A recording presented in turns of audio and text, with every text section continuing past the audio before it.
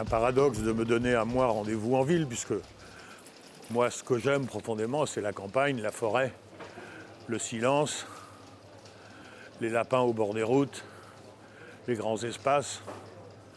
Je ne suis pas l'ami de la ville. Ici, c'est le quartier latin, c'est une des extrémités du quartier latin. Ce n'est pas le quartier latin de 68 Saint-Michel, mais c'est le bout, un des bouts les plus préservés, et notamment parce qu'il est préservé de l'automobile. Voilà. Oui, l'automobile, c'est votre ennemi intime. Oui, ça c'est... Oui, je pense que c'est vraiment un truc qui fait beaucoup de mal, et notamment dans les villes, les paysages. C'est une pollution visuelle, une pollution thermique, une pollution olfactive, une pollution sonore. Je pense qu'elle va finir, la voiture, par mourir de sa propre saturation. C'est-à-dire vraiment un moment où on ne circule plus nulle part, et tout ça, il faudra trouver des solutions. Les gens se trompent toujours quand ils disent qu'ils aiment ou qu'ils n'aiment pas une ville. En fait, les gens disent « Ah, j'adore Los Angeles, je déteste Madrid ». En fait, on n'a pas d'amour pour une ville, on a un amour en fonction de ce qu'on y a vécu, très simplement. Donc si j'ai vécu l'enfer à Madrid, je déteste Madrid, et si j'ai rencontré un grand amour à Madrid, j'adore Madrid. Alors Paris, c'est comme ça aussi, les quartiers de Paris, c'est comme ça aussi. Et ce quartier de Paris, moi, c'est ce que j'y ai vécu qui fait que je l'aime, et particulièrement cette place Georges Moustaki, parce que j'ai vécu avec Georges Moustaki des années, des choses absolument merveilleuses. On allait jouer au tennis de table là-bas, rue Pascal, et puis après, on allait manger chez le traiteur chypriote, rue Candolle, et puis on finissait tard le soir, voilà. Et j'ai vécu dans ce secteur plein de trucs agréables.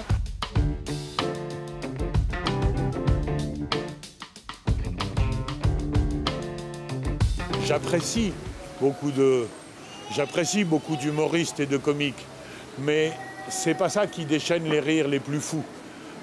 Et les fous rires d'ailleurs viennent en général dans les endroits où on n'a pas le droit de rire. Ça venait à l'école, ça vient dans un cimetière, et puis ça vient par surprise. Le rire sur commande, en fait, c'est autre chose, c'est un produit de consommation, alors que le vrai rire émancipateur, le rire qu'on aime bien, c'est un truc qui arrive comme ça dans une relation profondément humaine, quasiment intime, quasiment sexuelle, avec des gens ou une personne, tout ça. Voilà, donc je suis pas un consommateur de comiques. Les plus grands rires, les plus grands fous rires, ils sont inénarrables. Peut-on rire de tout? Et naturellement, la réponse, vous l'imaginez bien, c'est non. Et fort heureusement, non. Évidemment, on ne peut pas rire de tout. D'abord parce que si on rit de tout, alors rit hérité, n'est-ce pas? Oui, parce que je pensais à la confusion avec rit et rized. Donc si on rit de tout, d'abord la phrase à ce moment-là ne veut pas dire grand-chose, sauf elle semblerait vouloir dire si on met du riz en accompagnement avec tout. Bon. Et effectivement, là aussi, on dirait, tiens, ça ne paraît pas être une excellente idée. Du riz avec une côte de bœuf passe encore, mais du riz, par exemple, avec des pâtes, on a bien envie d'en rire et en même temps, pas d'en manger. Donc, et c'est donc si on rit de tout, avec un T, avec 3 T, puisqu'un T à riz et un T à tout au début et à la fin. Donc un petit peu ce que j'appellerais le menu japonais, du riz avec 3 T. De quoi me parliez-vous?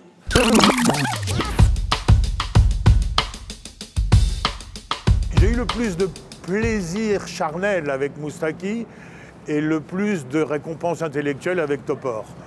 Si Topor n'avait pas été là à un moment pour me dire, pour me féliciter, si j'avais pas eu la reconnaissance de Topor, je pense que j'aurais arrêté ce métier bien avant. Et très souvent, depuis, lorsque je constate que tout ce que je fais commercialement est un échec cuisant, je repense à Topor qui me disait c'est pas grave. Voilà.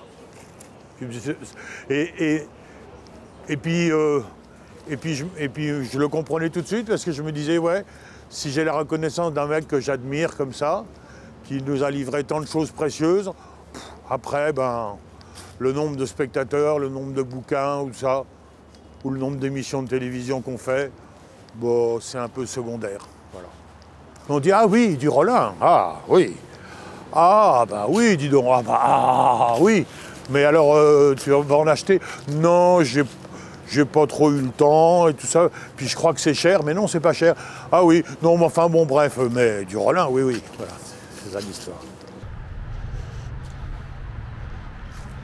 Non, il n'y a pas d'amertume profonde parce que j'ai la sagesse, pardon de cette immodestie, mais j'ai la sagesse de me dire que ce serait bien pire si je vendais beaucoup de choses et que les gens à qui je tiens me fassent des retours gênés. Voilà, ce serait bien pire.